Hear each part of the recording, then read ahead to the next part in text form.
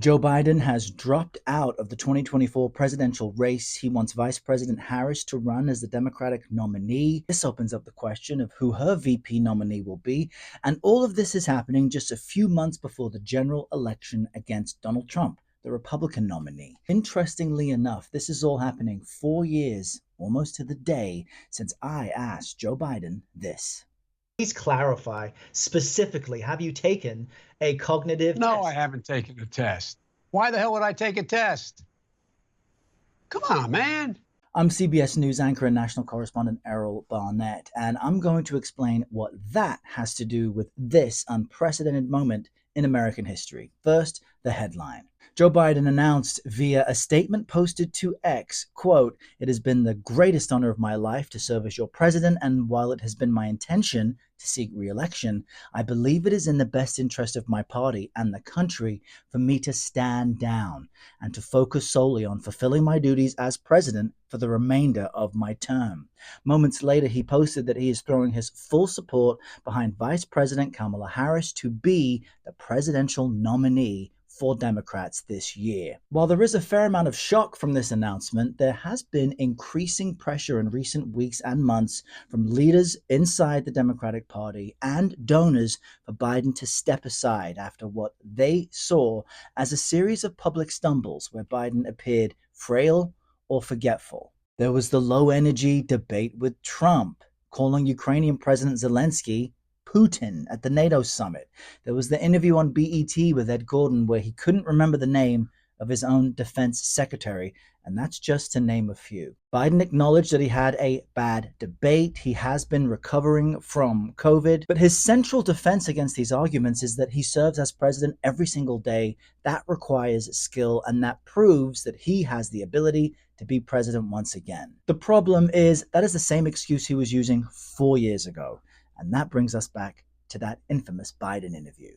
It was the summer of 2020. COVID was ravaging the country, and the National Association of Black Journalists was holding a conference with the National Association of Hispanic Journalists, and Biden was invited as the Democratic nominee to be interviewed by a team of us. And so I was asked to join Lulu Garcia Navarro, Tia Mitchell, and Alfredo Cochado, and we worked with a team of producers to filter down a short list of questions relevant to all voters, but specifically to voters of color. Meantime, Donald Trump, who was serving as president at the time, was criticizing Biden's cognitive ability as a way of deflecting criticism of his own. Go back to that question and repeat them. Can you do it? And you go, person, woman, man, camera, TV. They say, that's amazing. How did you do that? I do it because I have a good memory, because I'm cognitively there. Now, Joe should take that test. So naturally, we decided we would ask Biden about this topic. At the time, Biden was 77, Trump was 74. So here is that exchange, and I want to make sure you pay attention to something that, despite what is said about me, I make sure to follow up and get an answer to the question. Mr. Vice President, your opponent in this election, President Trump, has made your mental state a campaign topic. And when asked in June if you'd been tested for cognitive decline, you've responded that you're constantly tested in effect because you're in situations like this on the campaign trail. But please clarify specifically, have you taken a cognitive test? No, I haven't taken a test. Why the hell would I take a test? Come on, man. That's like saying before you got in this program, if you take a test where you're taking cocaine or not, what do you think, huh? Are you a junkie? What do you say to President Trump, who brags about his test and makes your mental state an issue for voters? Well, if he can't figure out the difference between an elephant and a lion, I don't know what the hell he's talking about. Did you watch that? Look, come on, man. I know you're trying to goad me, but I mean, I'm so forward looking to have an opportunity to sit with the president or stand with the president in debates. There's going to be plenty of time. And by the way, as I joke with him, I shouldn't say it. I'm going to say something I probably shouldn't say. Anyway, I am very willing to let the American public judge my physical and mental my physical as well as my mental fitness, and to make a judgment about who I am and what state of affairs I have, what kind of physical shape I'm in, what kind of mental shape I'm in.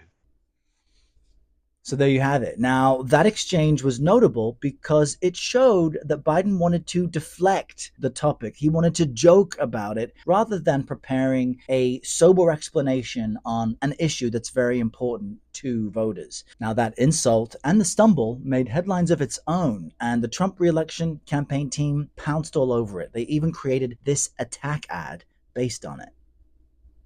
Please clarify specifically, have you taken a cognitive No, test? I haven't taken a test. Why the hell would I take a test? Come on, man. That's like saying before you got in this program, you take a test where you're taking cocaine or not. What do you think, huh? Are you a junkie? What do you say to President Trump, who brags about his tests and makes your mistake an issue for voters? The American public judge my physical and mental my physical as well as my mental fitness.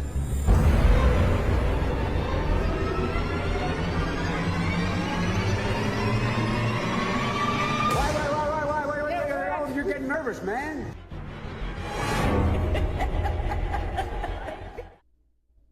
That is just creepy for me to even watch. And I spoke to Inside Edition about my personal reaction to all of this. I'll link to it if you want to see it. But the Biden campaign plowed ahead. And in the end, they would win the election by millions of votes. But in many swing states and swing counties, Biden only beat Trump by a few thousand votes. It was a close election. You have the Electoral College to thank for that. Now, fast forwarding to the present day, and the election at this moment is still a toss-up. And despite encouraging the insurrection on January 6, 2021, which is why Mike Pence is no longer on the ticket, and despite being found guilty on 34 felony counts in New York, I covered that trial day in and day out, Republicans still back Trump. And new CBS polling in June found 72% of registered voters did not think Biden had the mental and cognitive health to serve as president. For Trump, it was a 50-50 split. Also, Biden has been trailing Trump just slightly in swing states. Not to mention the remarkable turn of events in the week leading up to Biden's announcement. There was an assassination attempt on Donald Trump. He then announces his VP selection in J.D. Vance while enjoying a swell of support at the Republican National Convention. Basically, the political picture improved for Trump and worsened for Biden. Now, the nail in the coffin for Biden's re-election chances may have come in the form of donor sentiment. People who raise millions of dollars for Democrats, like George Clooney, are among people who had been calling on Biden to step aside. He was not, by any stretch of the imagination, the only one. And so President Biden is seeing all of this and announced midday on a Sunday, with weeks to go before the Democratic National Convention, that he's stepping down from the re-election campaign and that he's throwing his full support behind his Vice President Kamala Harris. Now, he has not cited a specific reason. He says he will address the nation later this week. Harris released a statement saying she's honored to have the president's endorsement. She says her intention is to earn and win this nomination. She says she'll do everything in her power to defeat Donald Trump. This truly is a stunning turn of events, and VP Harris now has to decide which one of these popular Democrats will be her running mate. And if anything, this may be an example of why candidates for anything should take voters' questions seriously, because important issues don't just evaporate. And when it comes to age and politics, millennials and Gen Z are becoming increasingly powerful. And they want elected officials to be more responsive to their needs, and they want people who understand their worldview. Now, there will be much more on this topic all over the place, but if you want to see some of my behind-the-scenes reports, you can click on an image in the next screen. There are also plenty of stories that I've covered during the Trump and Biden administrations. One thing's for sure, though. None of us know what will happen next.